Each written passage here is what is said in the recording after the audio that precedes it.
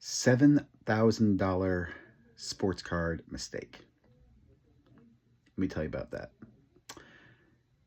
This is about a Victor Wembanyama Helix short print. If you've been following my channel and my content, you probably saw me post it when I hit it, when I graded it, when I got the grade back. And now you're going to hear about me selling it. I'm going to make this a short story, and I'm only making this for two reasons. One, to just share my experience, and number two, to remind myself in the future a few things. Number one, when you set a price for an offer and you get that offer, accept it. Why are you second guessing yourself? Why did you set that offer in the first place if you're not going to accept it?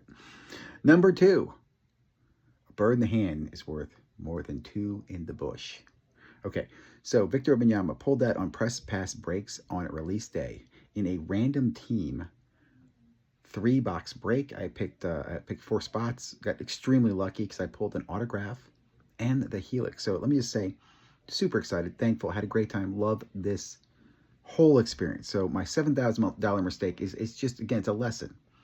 It's a mistake. I'm going to learn from it. Real quickly, I graded, okay.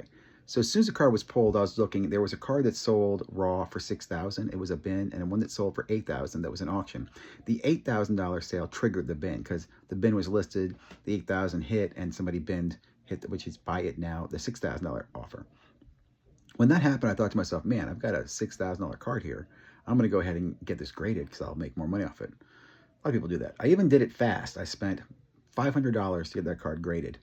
It came back a PSA 10. So at that point, I had a PSA 10, Victor Wembanyama, super short print. I think pop was 2, and comps out in the market were the 2 raw ones.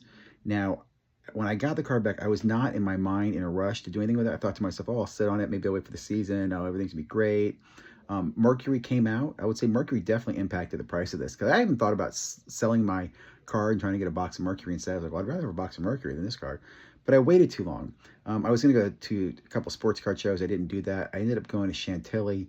By the time I got to Chantilly, I'd made some mistakes. Let me take a step back. By the time I went to Chantilly sports card show with this card, one had comped for $14,400 in an auction. You can go check that. It should still be out there, although I was told it's not there. I did find it again.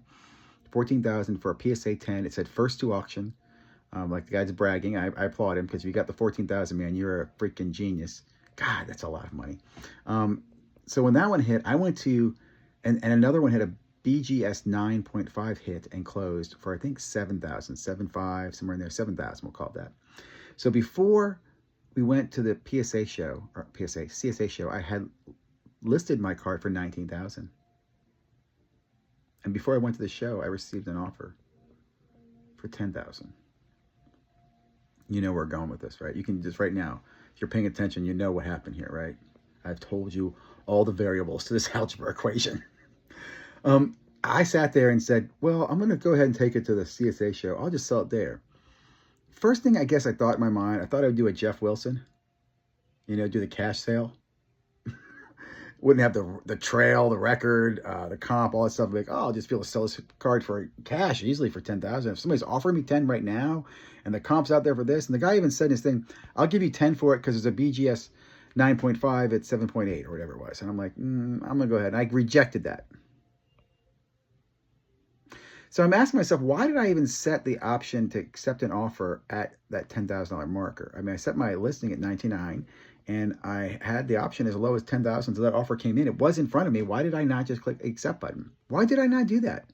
Why? And I told you why. Well, because I thought I'd go get sell it elsewhere. I thought I'd go do a Jeff Wilson. I thought I could. I don't know what I was thinking. I do know what I was thinking, but I'm telling you what I was thinking there. I need to remember what's happening here today.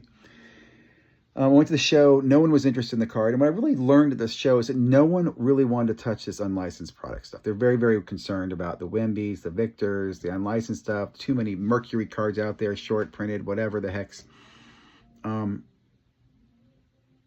Nobody would make an offer at the Chantilly show. People kind of convinced me that the value is probably closer to 7,000 because that's what the Beckett 9.5 went for. So if somebody had offered me 7,000, I'd quickly accept it. I would probably taken 5,000 in cash right there if someone came and said 5,000. But I did go in there expecting to get closer to 10, and by the time I left that day, I realized it was too high. So, long story short, I decided I just wanted to get rid of the card. I decided to list it through DC Sports 87. And because it was a big card, because I was concerned about the value, and I was thinking I'd probably get between 5,000 and 10,000 for the card, I would FedEx it to them, and I'd overnight it, and I'd target it so it would go on auction and close on a Sunday or Saturday night. They also sent them a message saying, hey, I'm sending you a big card.